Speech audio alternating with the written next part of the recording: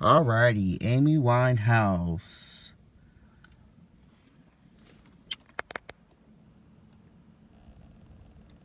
Born September 14th, 1983. And Amy Winehouse died July 23rd, 2011. So, her life path number was 8, and when you do the shit with her death numbers, you get 7. So 8 and 7 is 15. 1 and 5 is 6. So we already know what that is about. And I'm sure most of you have watched videos about the 27 Club. But I'm not here to talk about that because there was a lot more going on with Amy Winehouse that a lot of people didn't know surrounding her death. One, Amy Winehouse was very sick. And this was not about the drug usage or the alcoholism. Amy Winehouse had started to develop a cancer, and it was in the lower half of her body. And I can't tell you exactly where it was at. I can just give you the area, being someone who is trained in Reiki. But Amy Winehouse tells me this is what actually killed her.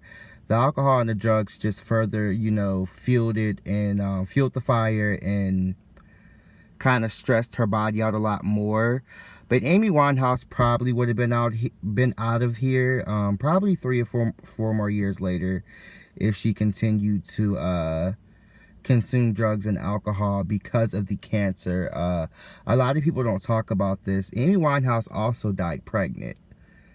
And a lot of people don't know this. Amy Winehouse had tried to conceive kids for a very long time with her first husband and the last 2 guys she was in the media a lot with. When I spoke with Amy Winehouse and her ancestors, they told me that a lot of her drug usage came from her nerves and her being on stage and her knowing what the industry was about. If you go back and watch Amy Winehouse, she would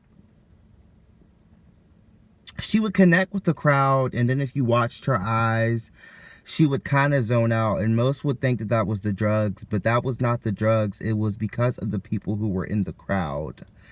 And those people were dark people. And Amy Winehouse knew what they were doing. And it made her sick to her stomach. I don't think this girl knew at all what she was getting herself into when she got into the industry. And if she did, I don't think she knew the level of it. And I think that she thought that she could overcome it or she could deal with it. And she couldn't. We all know that Amy Winehouse sucked up the energy and was reincarnated as 2 artists, and that was Miss Billie Holiday and Janis Joplin. Amy Winehouse, being a Virgo, is the reason why she was able to captivate her audiences so well, and she was able to channel and create such amazing music. That played a big part in it. But like I said, yeah, Amy Winehouse was reincarnated. So when Amy Winehouse came back into this lifetime, she came with a lot of knowledge of her past lifetime. And this is why she was able to reach the level of fame that she did so quick. Yeah, she came into this lifetime knowing who she was and where she had been and the queen that she was. It's such a shame that men drove her to dark places and the industry took her somewhere that she couldn't come back from, and she saw things that she could not erase. Amy Winehouse, when I speak with her and her ancestors, tells me that she has no plans on coming back. She came back as Amy Winehouse this lifetime to try to finish off some things that she had left off, and she fell into the same cycle again. And this time it was a lot more terrible than what it was the past 2 lifetimes when she was here. And She doesn't want to come back.